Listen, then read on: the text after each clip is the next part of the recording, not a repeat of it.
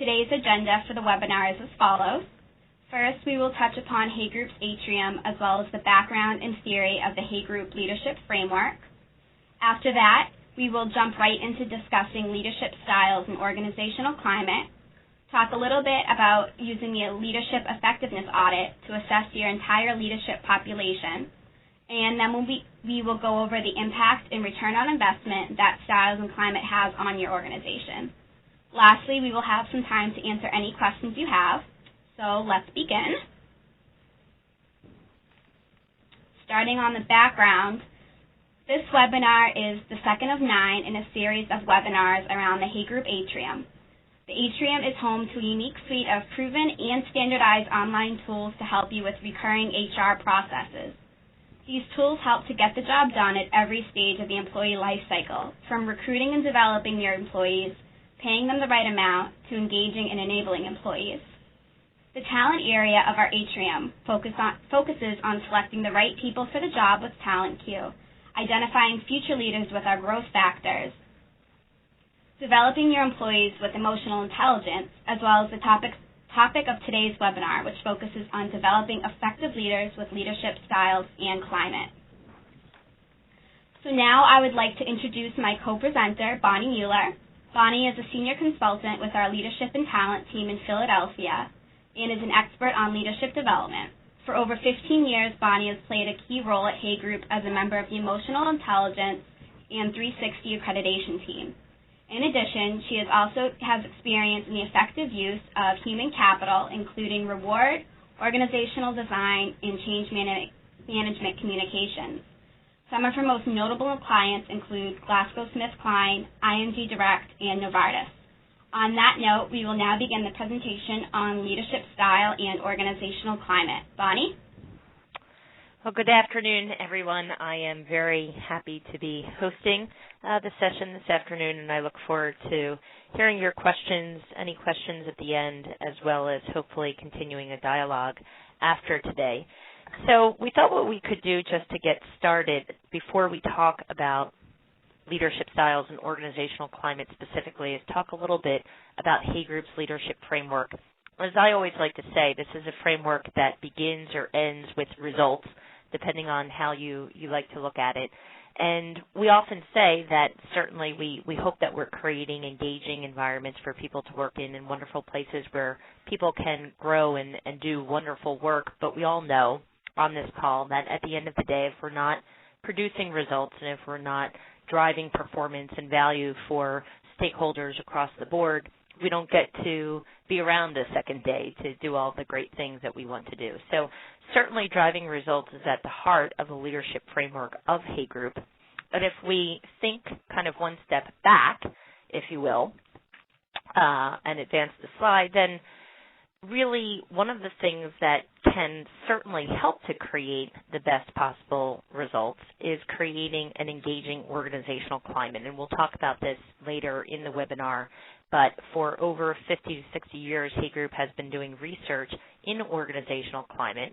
And that research would suggest that really up to 30% of the variance in financial results can be explained by differences in organizational climate. And so we'll define what we mean by organizational climate a bit later on, but essentially this gives us the ability to say to leaders across organizations, we're not necessarily trying to make great leaders, but we are trying to help all leaders to create great climate. The good news for anyone in a leadership position is that the leadership styles of the individual leading a team seem to have a very direct impact on the climate that they're creating. And again, here the research would suggest that anywhere from 50 to 70% of the variance in organizational climate can be explained by differences in leadership styles. And certainly any of you on this call who have ever worked for one organization for a long amount of time, maybe with the same clients, the same colleagues, the same products and services to offer, everything more or less stays the same year in, year out, regardless of the different kinds of objectives that you might set. Everything stays pretty much the same, but then you get a new boss or a new leader leading the team, and it almost feels as though you have a new job overnight. And that is very often the result of the fact that the individual leading the team and his or her leadership styles do in fact have such a strong impact on the climate that the team's feeling. And so, again, I think if you're a leader, if you're a manager inside an organization, this is actually very empowering news. It means that you can very much have a direct impact on the climate that you're creating and subsequently the results that you're producing. And if we fill in kind of the last two pieces of this puzzle, one thing certainly that will help a leader to understand and think about their leadership styles a bit more effectively would be their own specific leadership competencies. And in this domain is where we would traditionally talk certainly about things like emotional intelligence and other organizational competencies. In fact, we may even go beyond organizational competencies and emotional intelligence and think about all the things that a leader might bring to the table in terms of his or her traits and skills, knowledge, perhaps MBTI and things like that if you're wondering where that fits into this framework. But certainly everything that the individual leader brings to the table in terms of competencies would impact his or her leadership styles. And then the other piece of the equation is their understanding of their role requirements, something that we know a lot of organizations often miss, but certainly is important to this puzzle as well. The individual's understanding of their role requirements together with their own leadership competencies that they're bringing to the table drive those leadership styles, which absolutely has such an impact on organizational climate. We know that organizational climate is one of the leading indicators that a leader or a manager can manage in order to produce results. So that's essentially the framework that we're looking at and the framework and the context in which we're going to talk about leadership styles and organizational climate. One last piece of background, and I won't spend a lot of time here, but just to let you know that certainly the roots of this type of research rest in Hay Group's roots with Harvard, with David McClelland, who was a part of the Harvard psychology department for many, many years. Dr. McClelland was famous for his landmark article around testing for competence rather than intelligence, and certainly inspired individuals like Daniel Goleman, who went on to write a lot about emotional intelligence, and Richard Boyatzis.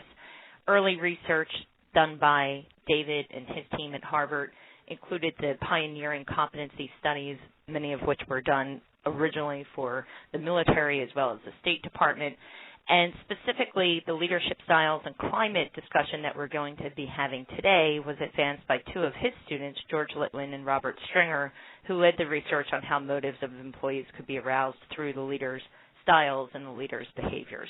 So we can certainly give individuals plenty of information about kind of the research and the theory behind this after the call if you'd like to follow up, but just a little bit of context around where all of this comes from. So if we can jump right into talking about leadership styles then, and begin by saying that certainly the best leaders seem to share 6 distinct patterns of behavior.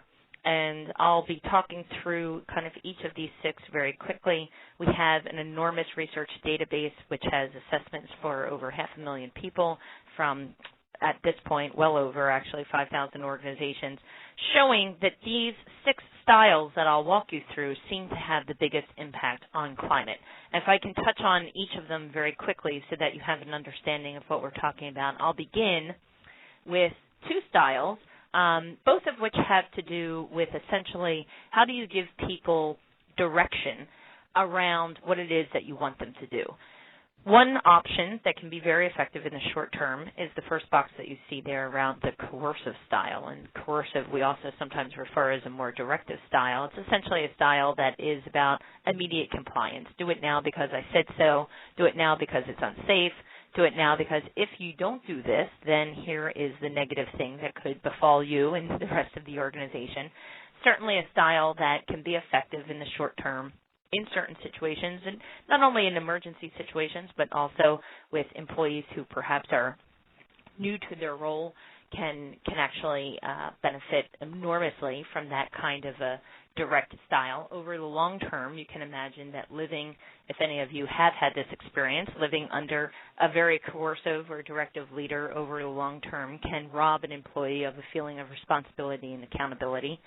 And certainly we know from our research that over the long term, using a more authoritative style, a style that we sometimes also refer to as a visionary style, can be more effective in terms of creating direction around what you want a person to do. And so this is essentially about providing long-term direction and vision, ensuring that your employees have a sense of not only what you want them to do, but why you want them to do it, why it's good for them, and how it's going to have an impact later on down the line. So both of those styles are essentially about how do I create clarity around what it is that I want you to do. The next two styles, the affiliative and the democratic styles, both give some indication to how and why will we come together as a team. With the affiliative style essentially focused on creating harmony and avoiding conflict. It rests on a hypothesis that so long as we get along with one another and so long as we treat one another and know one another as people, that performance will follow. Probably most of you on the call know that that's not always a safe bet, and that certainly the affiliative style, when used alone, can actually wreak havoc on a team. But certainly at the same time, one of the things that we know is that the affiliative style is on the rise in terms of leaders who are creating great climates and creating great results. Certainly in a matrix organization, we know that the affiliative style can be very helpful when people don't have formal direct reports and instead are getting work done through personal relationships and through trust built over the years. And so the affiliative style, we often say, kind of acts as a amplifier. In the presence of a good climate, it can actually make a good climate very great. In the presence of something which is a bad climate, it can actually erode things because it's not focused so much on performance and can tend to get mired down in personal politics and personal conflict and so on and so forth. A more targeted reason for coming together rather than just creating harmony would be the democratic style. And here, when a leader is using the democratic style, their focus is on building commitment, encouraging new ideas, admitting honestly and openly that they don't know all of the answers and that they have a very capable team around them.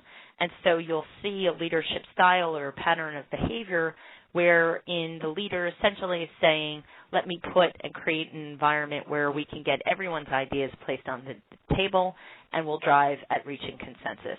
Obviously very important when you're starting up a team that's working on something related to change management or trying to solve a problem that genuinely the leader doesn't know the answer to. We would say that it's important when you're using the democratic style to make sure that you do have clarity on how you'll break ties, clarity around what it is that you're asking input on, and most importantly, that you're genuinely sincere about getting the input, because certainly we've probably all also been in the experience of having a leader kind of use the democratic or more participative style and then feeling as though we're sitting in meeting after meeting where nothing's being resolved. So you do need to have a clear sense of how you'll resolve kind of, what it is that you're trying to solve. The last two styles, then, the pace setting and coaching styles, are really focused on improving performance. And as a leader, what do you want to do when you want to raise the bar for your team? Well, certainly one option in raising the bar is to use the pace setting style, which is essentially focused on accomplishing tasks to a high standard and ensuring that you're serving as the role model for that. So I often say that the great thing about the pace setting style is that when leaders are using this, their team knows that they would never hold them to a higher standard than they would be willing to hold themselves. They're often very willing and capable of jumping in, rolling up their sleeves, and helping out and doing the work. They're really kind of walking the talk, so to speak. Of course, the downside of the pace-setting style, when used inappropriately, it can begin to feel like micromanagement because it becomes not only about a high standard of excellence, but the leader's own unique standard of excellence. And it can also kind of create a situation wherein the leader feels as though there's certain people on their team who get it, and they tend to be the ones who do the work a lot like the way that they do it, and then there are others who don't. And so very often those folks, instead of feeling micromanaged, in fact, they might sometimes actually feel ignored. More effective over the long term, if you want to improve the performance of your team, then the coaching style would be the style that we would recommend focusing on. You could argue that all of these styles are coaching styles, little c, but now we're talking about coaching with a capital C, and here we're talking about what happens when a leader engages with their team members to support their long-term development. And here you might see a leader actually taking the slow route to task completion, because the focus isn't so much on just getting the task done, but actually helping the individual to learn something new so that the next time they might have a fighting chance of doing it on their own. It's the classic with pace setting, you're getting them the fish, whereas in coaching you're actually teaching them how to do so yourself. So very often when we have leaders struggling between understanding whether or not they're engaged in pace setting behaviors or coaching behaviors, one of the things that we'll ask them to check is essentially if we talk to your direct report or if we talk to your team member when they walked away from a coaching intervention with you, would they feel as though you were just focused on getting the task done, or would they instead feel as though you were genuinely focused on teaching them something for the future? And depending on the answer to that, I think you can get your answer to whether or not that would have felt like pace setting or coaching to the individual who's on the receiving end of it. It's also fair to say that typically when we're engaged in pace setting styles, it sounds like more of a monologue, whereas with coaching, it feels like more of a dialogue.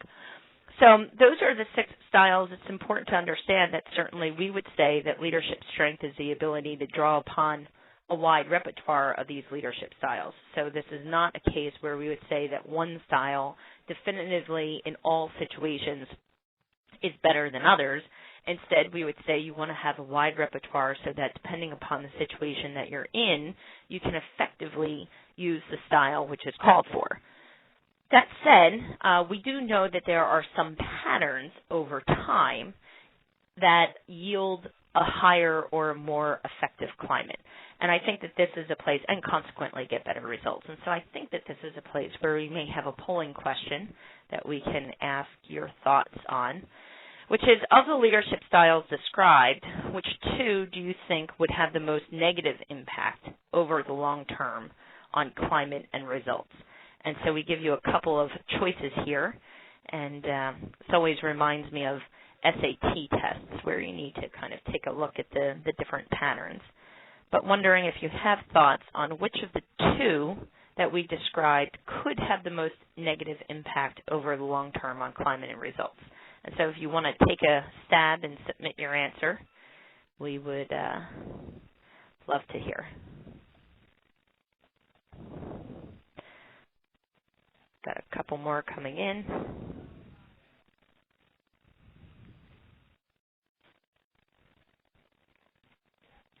This is also like Who Wants to Be a Millionaire when we poll the audience and see how we're doing.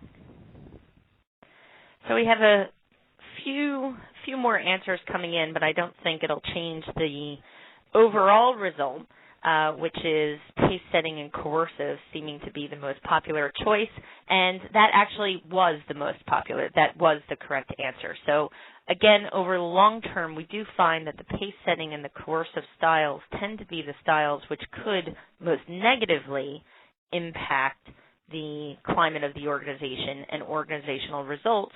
But that said, and to the point on this slide, there are no right or wrong leadership styles, and certainly in a turnaround situation, in a situation in which a leader is coming in and really needing to kind of effectively establish their leadership authority, set a role model, a clear role model of what success looks like, coercive and pace setting could in fact be the right answer to what you'd want to do. In terms of measuring the leadership styles that we described, I'd like to take a second just to talk to you about Hay Group's inventory of leadership styles. So this particular instrument, or the ILS as we sometimes refer to it, is the instrument that Hay Group uses to measure the 6 most typical styles used by leaders. It's available and a very popular choice for our global clients because of its availability in multiple languages around the world. We describe it as a 180, and that it's not a full 360. Only the individual who is the participant or the leader would take this instrument, as well as their team of direct reports. One question that we often get is, how relevant is this if you don't have formal direct reports? And certainly in today's flattened organizations, it's very often the case. But certainly it's extremely relevant. It's extremely helpful feedback for individuals who don't have formal direct reports, but instead are leading people on task-specific, project-specific teams and cross-departmental work groups. We do a lot of this work with individuals who, for instance, are Six Sigma black belt leaders, don't have formal direct reports, but are responsible for leading a team to achieve an objective at the end. So it's a 180 in terms of self and direct reports, or more specifically stated, people that individuals lead. And the way that you read or interpret an ILS on the next slide is quite simple. Across the x-axis, it'll give you kind of what are the 6 different leadership styles that I spoke about. Along the left-hand axis, you see a percentile. We would consider a dominant style anything which is above the 66th percentile or higher. So essentially, any time that your leadership style is meeting the 66th percentile or above, we would say that this style is a dominant style for you. It's something that comes very easily. It's something that people see very easily. Anything between the 50th and the 66th percentile, which is the lighter shaded gray area, would be considered a backup style. It's a style that you sometimes use, you seem comfortable, but it's not your go-to style. Anything below that, for whatever the reason, and it could simply be the fact that the situation isn't calling for it, but very often it's more that the leader doesn't feel comfortable using it. Anything below the 50th percentile would be a style that, again, for whatever the reason, you don't seem to be using. What becomes interesting with the inventory of leadership styles is we do ask the participant, what are the leadership styles that you think you're using, which in fact is the chart that I was just showing you on the left in terms of the styles you intend. But then, of course, we do give an individual's direct reports, the team that they lead, the chance to say, well, how are you feeling this individual's styles? And so side by side in the report itself, you'll get both the styles you intend, the styles you think you're using, and by contrast, the styles your raters are experiencing. So if you look at just this example right here, you can see an individual who thought that they were being quite authoritative, very visionary, giving kind of the long-term picture, doing a fair amount of pace setting, but balancing that with a democratic and a coaching style as well, when in fact, when their team was polled, their team said not so much. What we're feeling is simply a coercive and a pace-setting leadership style. And we'll talk about some of the impact that that can have on the climate. So very helpful, certainly, in terms of giving people both a sense of, are they accurately seeing themselves? Is the way that they're intending to come across to their team, in fact, the way that their team is experiencing them? And how balanced is their repertoire? Am I relying on just one or two different leadership styles, or do I seem to have a much more balanced repertoire and hopefully some of the leadership styles that we know lead to success over the long term? So that is a bit about leadership styles. I want to move on very quickly to organizational climate and begin this conversation by saying that one of the things that we often do when we're designing curricula or leading classes about leadership styles and organizational climate is ask people before we introduce the different dimensions of climate to just reflect on the very best place or the worst place that they ever worked. And I define best and worst specifically as places where the individuals worked where they felt particularly energized or not. To reflect back on where are the places where throughout my career I can remember that it was easy to get out of bed in the morning, easy to bring my best self across the threshold, easy to ensure that all of the wonderful talents that I have to give to an organization were actually being employed, versus the organization where Sunday night came and, it was all that you could do to kind of get yourself through the rest of the night because you knew that Monday morning was coming. And to reflect on what were the specific differences that you remember between those two different environments.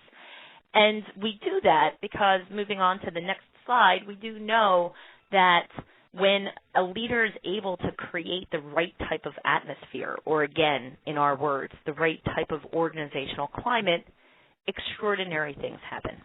And people are able, as I like to say, to live their job large, to do things that they would have never dreamed possible, and to give more energy than they would have ever thought that they had.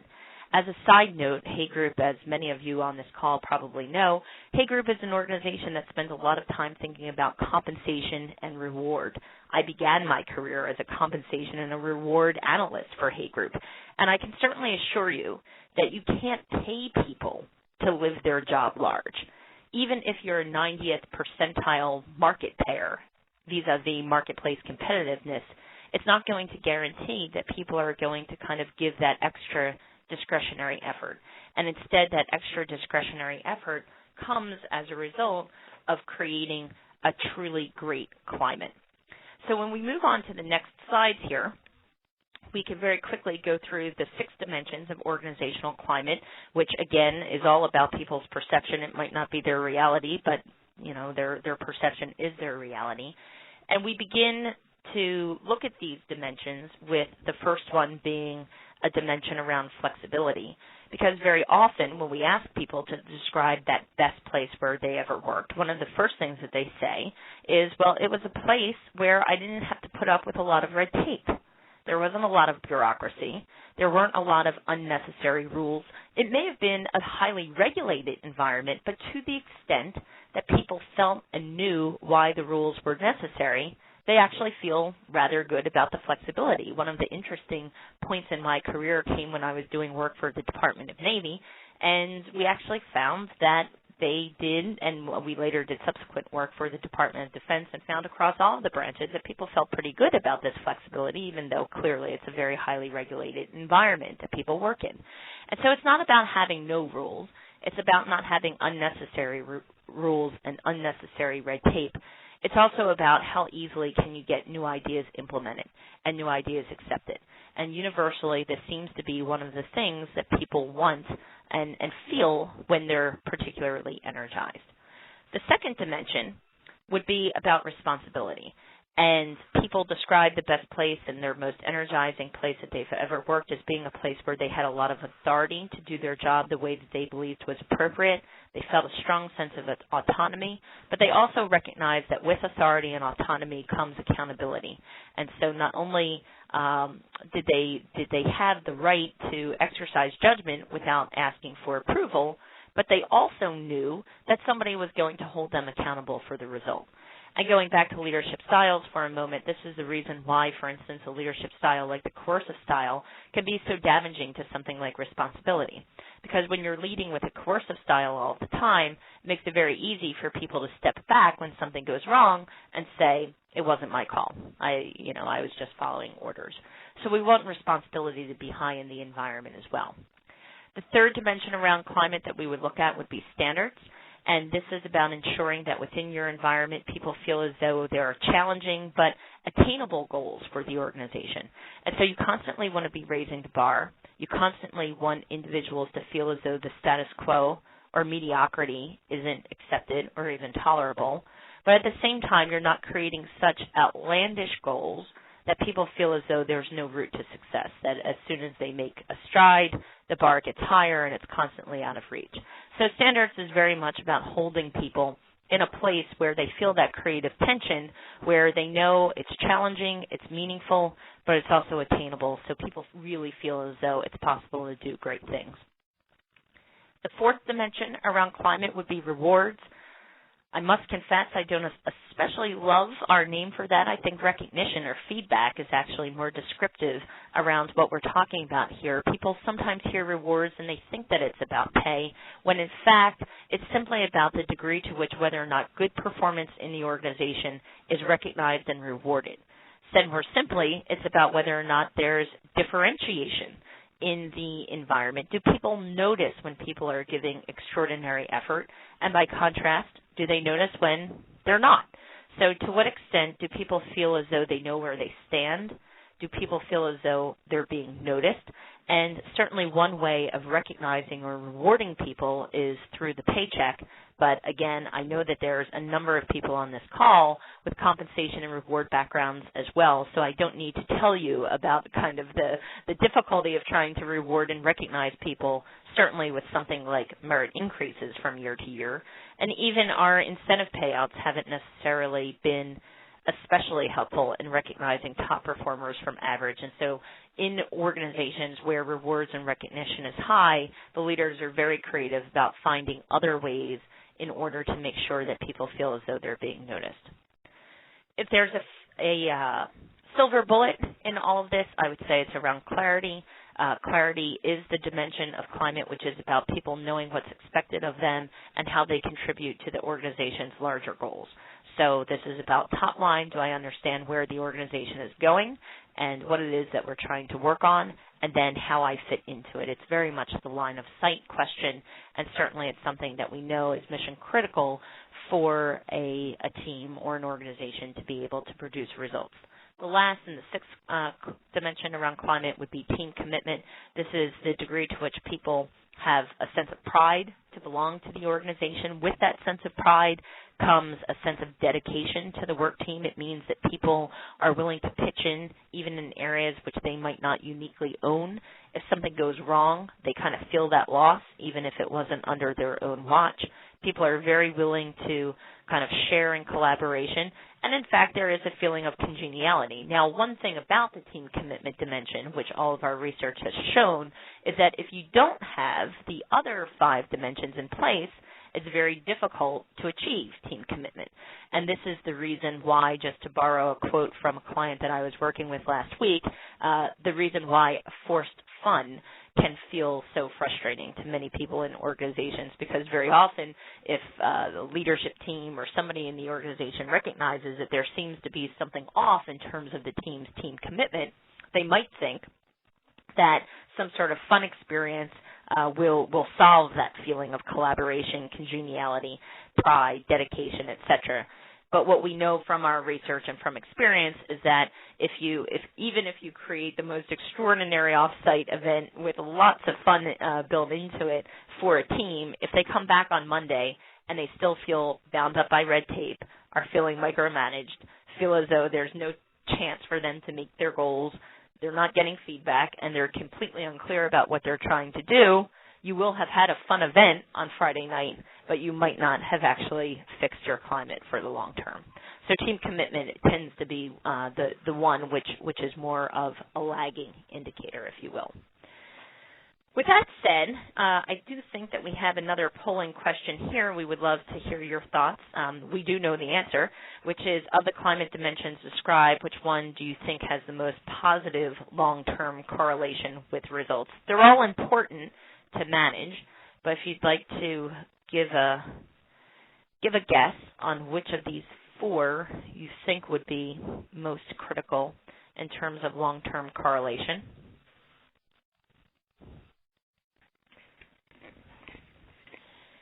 Different results coming in.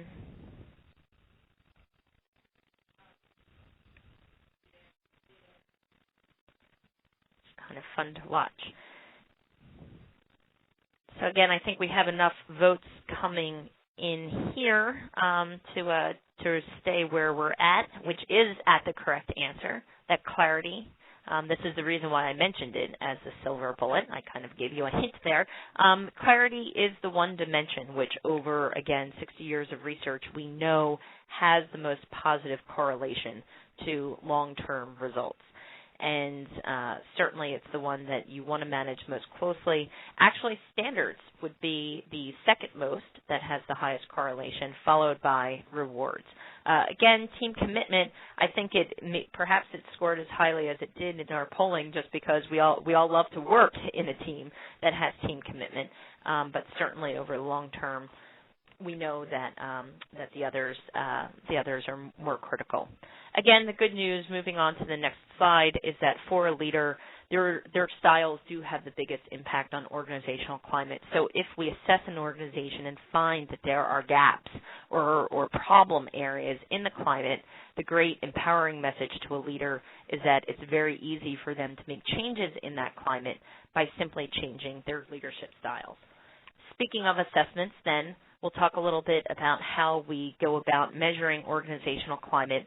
And here, just like with the leadership styles, the organizational climate survey is a 180, where the participant or the leader, together with his or her team, are the ones who are filling it out. Again, it's a global tool. And if we move on to the next slide, I'll show you just a little something about how to read and interpret a climate survey. Again, 6 dimensions across the x-axis, across the y-axis, a percentile. But when we ask people about organizational climate, we actually give them the ability to opine on 2 separate questions. They're related questions, but they're asked separately, which essentially lead us to be able to have or produce a graph which along the top line gives an indication of, in an ideal world, in order to feel you're most energized and in order to live your job large, as I talked about, what do you want this climate dimension to look like? And in reality, in the bottom line, the actual line, in reality, what are you experiencing? Now, of course, we don't just ask 6 questions. We ask multiple questions, which loop back into those 6 different dimensions. But essentially what we say is, ideally, in an ideal world, to be your very best self, what do you want the climate to look like? And in reality, what are you experiencing? And the measure of how good the climate is simply a measure of variance and gap, where the bigger the gap, the bigger the problem, the smaller the gap, the more effectively you're measuring the climate. One thing which is interesting about the way that we measure the organizational climate survey is that when we ask a participant or a leader about what kind of climate they have, we're not asking them to predict what their team will say, and instead, if you look at the chart on the top, we actually ask them to think about the climate that they experience. So we do give the leader to say, what is the environment producing for you? Do you have flexibility? Do you have a feeling of responsibility? Do you have clarity? Which, obviously, in this example, this individual is saying, no, I really don't have clarity myself. We then ask their team, what is the climate your raters experience? And so for the leader, they're able to get a quite sometimes powerful message around, are they making the problem better or are they making it worse? And often in my executive coaching work that I do with leaders, I use that kind of language. And I say, look, we certainly know that there are things inside the environment that are outside of your control, and we're not expecting you to be able to remove all of the bureaucracy and red tape that exists within the organization. But the one thing that we are asking and hoping that you'll be able to do is to make the climate just a little bit better, maybe even than the climate that you experience. And the reason why we want to do that, of course, moving on to the next slide, is because we know that a poor climate undermines performance. We know from, again, years of research that over time, the more effectively you can manage the climate, the greater you're going to have a chance of managing all of the things which directly result to performance. And the better you can enhance the climate, the more effectively you're going to be able to get those results. We know also, moving on to the next slide, and we can share enormous amounts of data and research from the technical manual around leadership styles as well as organizational climate, that small changes in climate can have a substantial impact on key business metrics. And so these are just a couple of different statistics and studies that we've been a part of across multiple industries, multiple levels of leaders inside organizations, but very, very often kind of doing this kind of ROI analysis is something that organizations want to see. It's very easy for us to produce evidence of the fact that the individuals who are producing the best climate within the organization are indeed producing the better results. And so it gives, by sharing this with leaders, it gives them the chance to be able to more effectively see and understand what they're hoping to do. If we then go on to the next slide,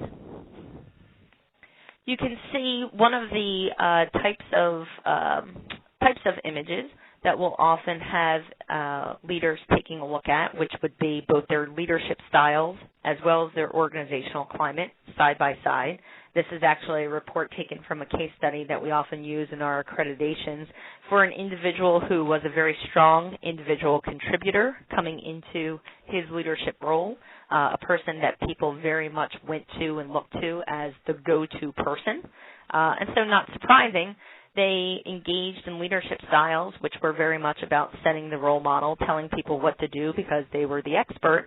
But unfortunately, doing so does end up creating big gaps in the climate that you see on the right, especially in terms of clarity and standards, in terms of giving feedback, individuals who grow out of individual contributor roles and are leading more by role modeling versus coaching and providing that visionary authoritative style, very often tend to work well on their own, but do a poor job in terms of creating clarity and standards, and that consequently, of course, also impacts the team commitment that people are feeling. They tend to not give individuals as much feedback. So just a snapshot of somewhat of a stereotypical pattern that we would often see, but as you can imagine, we see all kinds of different patterns across the board. So I'm going to actually turn things back over to Allison very quickly as we wrap up and then save some time for questions. Allison can give you a sense of to what degree we can aggregate some of this information at an organizational level versus just giving an individual person or an individual leader feedback within the organization. Allison? Thank you, Bonnie. Hay Group's Leadership Effectiveness Audit, which is often referred to as the LEA, is created based on the style and climate assessments that your leadership teams would already have completed. This comprehensive report analyzes where your leaders are excelling and where there's still room for development within different business units of your organization. Hay Group realizes that effective leadership drives performance, so we audit the leadership styles your managers use and the workplace climates that they create for their teams, and we put it together all into one report for you. It provides insight on different leadership strengths within your organization, answering questions like, what proportion of managers have a broad repertoire of leadership styles in a creating high-performance climate? What impact your leadership population is having across the organization? And what will it take to build and sustain leadership strengths and impact? There are countless benefits to the LEA, but one of the most valuable is the ability to target your investment in development to address specific issues which will deliver the best return. For example, seeing that your European leaders have been lacking in producing an energizing climate, you are now able to be much more focused on developing climate in Europe, rather than in the U.S., where your climate has proved to be very high performing. Not only does the LEA provide the specific information you need right now, but it provides you with readily available information for your future investment by including each individual leader's score, color-coded and side-by-side. You're able to see which leaders have been creating a high-performance climate and those who are creating a demotivating climate right next to each other. The LEA assesses leadership strength and leadership impact across your organization as a whole. It is then broken down for you by business unit. Here's an example of a summary of leaders' repertoires, which also serves as an indication of the styles most of your managers use. As you can see, this pie chart breaks down the leadership population based on how broad their repertoires are.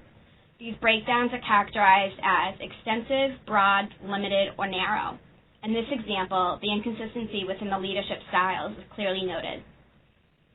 Not only is the breadth of their repertoires highlighted, but the percentage of the leaders who most often use one of each of the 6 leadership styles is charted by percentile, either in the 50 to 60th range or 65th and above.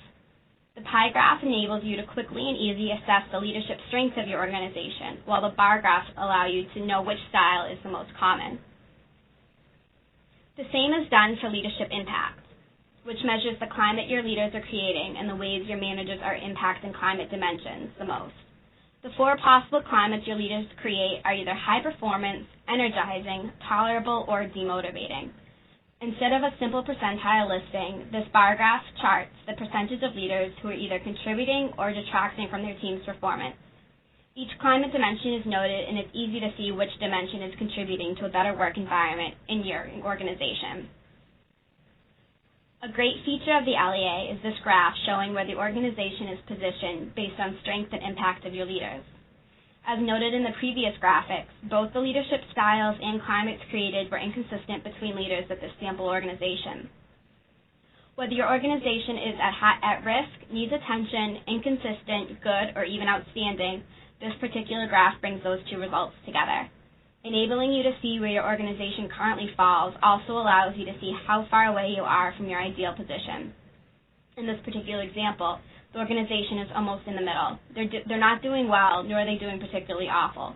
However, one can pinpoint their goals towards the top right and note how much progress is being made as the organization continues its development programs. Throughout the Leadership Effectiveness Audit, the results of the ILS and the OCS are displayed in a way that provides your leadership development team with a clear overview of the organization's leaders and the various aspects of leadership styles and climate that are either excelling or can be improved on. With the LEA, there is no time wasted trying to analyze the ILS and OCS results to fit within your organization as a whole. Instead, a simple-to-understand yet comprehensive report is created, compiling survey results from every country in any language into one single document. We do have a great example of a case study done using style and climate within a matrix organization, so we're going to talk a little bit about that right now. This organization was a matrix organization that used a population of managing directors to general managers, and these individuals were assessed over a 2-year period, and financial account performance was measured after 1 year. As part of our analysis, the managing directors were divided into 2 groups. The first included those who created energizing climates for their team, while the second group created demotivating climates for their team. You'll note by the table displayed that the impact on climate is great. Bonnie, can you go a little bit more into detail about these findings, since I know you work directly with this client? Absolutely. Well, certainly, if you look at the results that Allison is showing here, you can see very clearly the degree to which an energizing versus a demotivating climate had vast differences in terms of the profit margin and the profit margin percentage excuse me, that you see in each of the 2 populations. I think what was even more interesting, if you look to the next slide, is, again, the degree to which those differences in climate also correlated very quickly, or very closely rather, to the different leadership styles of the individuals in the 2 different groups. And so what you can see is in the energized teams, the teams that were producing better results were being led by leaders who, in fact, had a much broader repertoire of leadership styles. They were focusing and relying only selectively on the pace setting and coercive style. Doesn't mean that they weren't using the pace setting and the coercive style when needed, but certainly you can see that the long-term styles that we know make such a significant impact, authoritative, democratic coaching with a little bit of the affiliative thrown in to amplify the already good climate, that this was the pattern that we saw emerge in the energized teams and the leaders that were creating those energized teams. By contrast, if you look on the right, you can see that in the demotivated teams, we had leaders who very much were focusing and using a pace-setting style almost to exclusion.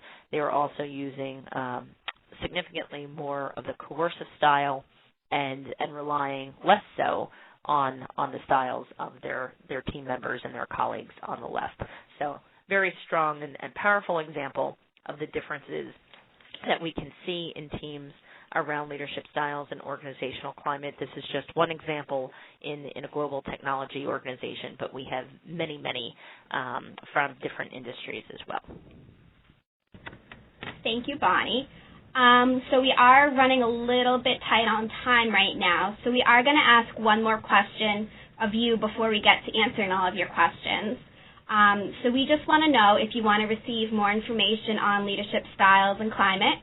So just let us know, yes or no, and we'll be happy to send along more information to everybody. We will also be sending everybody the PowerPoint presentation of this webinar today. So let everyone's answers get in there.